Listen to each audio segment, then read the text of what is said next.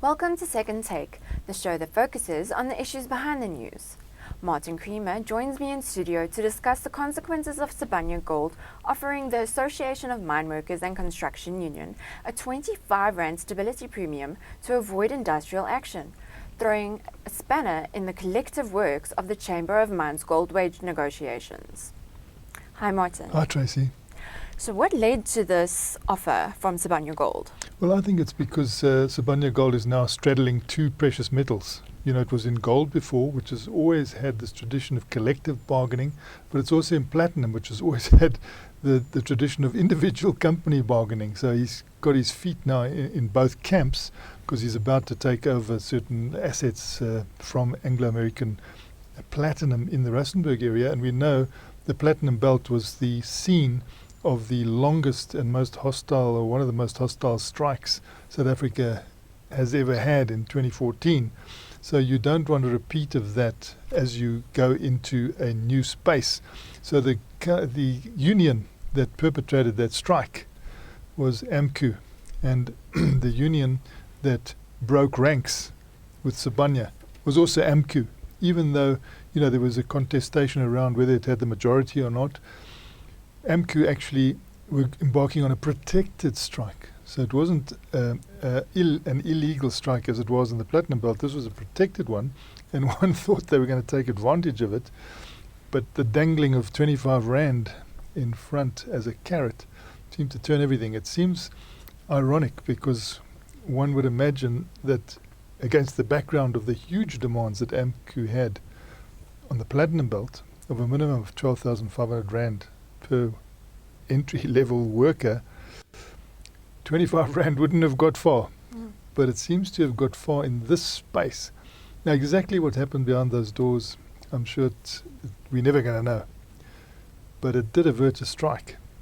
And it does have this situation where the Chamber of Mines is always, with its gold mining companies and its coal mining companies, engaged in collective bargaining, and it's felt that this was very successful. Sibanye, under that gold umbrella, was even professing this, against the background of the platinum strike.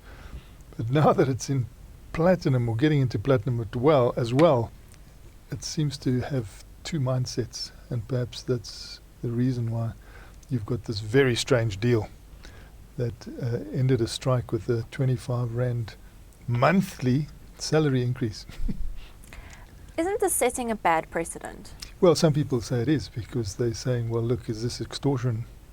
We'll go on strike and you better give us something, even though the agreement was clinched, in the second half of last year, where AMCU didn't buy into it, but three unions bought into it, NUM being the major union.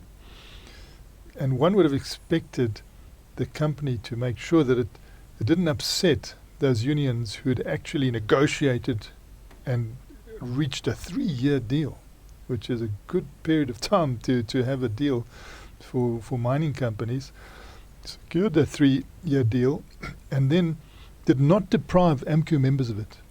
Even though AMCU was shunning that, Sibanye said, no, you will still get this increase. Your members will still get this increase, even though they don't actually subscribe to this negotiation process and want to go it alone. So it was curious that they didn't cold shoulder each other. At one stage it looked like Sibanye and AMCU were really at extreme loggerheads. I mean, the rhetoric was fierce. And all of a sudden they kissed and made up. And the circumstance of that I don't think we'll ever quite know. And the other trade unions are also privy to the increase of R25 a month. Yes, sure. So nobody's going to be discriminated against. AMCU got the benefit of the big deal. All the unions will get the benefit of the small deal. But the three unions, National Union of Mineworkers, Solidarity and UASA, are not happy about this because, they're saying, look, we negotiated in good faith. We actually clinched the deal. And then you don't recognize that with the union that's standing out. And you then speak to them and get another little bit going for everybody. But, the amount is so small, I don't think it's going to create huge waves, because if you look at what Sibanye is doing for its workers, I mean, it's really, we're in a new era. The way it's gone into this affordable housing era is splendid, because what it's done is that it's enabled people to pay off their bond. So if you're a mine worker, you're getting a living out allowance. And cleverly, Sibanye is building quality houses that are covered by that living out allowance. So at the end of the month, you pay that living out allowance to the building society, and that pays off your house. Now, that's a very important step that they've taken, because accommodation is crucial in all these situations. We know that was one of the reasons why things exploded on the Platinum Belt. That living allowance was not being used for proper accommodation, and it all exploded in everyone's faces. But Sibanye has been working very, very cleverly, and it's looking for a new social contract, a new social and economic contract. And that might be behind this agreement, where when they went into that intense negotiation with AMCU, they said, look, we're really interested in something far more holistic than this. We're interested in creating a whole new lifestyle for you guys. We're interested in getting your accommodation right, and look at what we've done. We're interested in making sure, that the social benefits are quite tangible in a new social contract, similar to the ones that you see in Germany, which have worked so well, where in terms of the agreement that they reach, when things are bad in the economy of Germany, you don't get these huge demands coming through. There is a tailing back of the demand. But when there is recovery, that's when you get a benefit from the upside. And this is the sort of environment that Sibanye wants to create, and they've made that clear at their last results presentation, where they spent an enormous amount of time spelling this out. They spelt out how well they've done for their shareholders. It's unbelievable. It's like more than 50% compound interest a year benefit. The shares have increased by compound interest of 50% a year over 3 years. It's unbelievable. The dividends have been almost at that billion rand level that they've been promising. They've said we do a lot for all our stakeholders. We want to do a lot for our employees as well. We want to come into a new era. And it's unusual that at a presentation of results, the amount of time gets devoted to those sort of issues. But Sibanye insisted that they even said, the rand gold price is at record levels. We call all the unions back, because when we negotiated with them, the circumstances were different. So we came to a different agreement. But things have changed.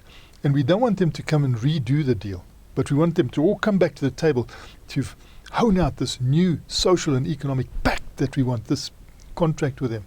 So that was on offer, and I think that could be the background to this successful negotiation, which saw us avoid a strike, which we needed like a hole in the head in this country.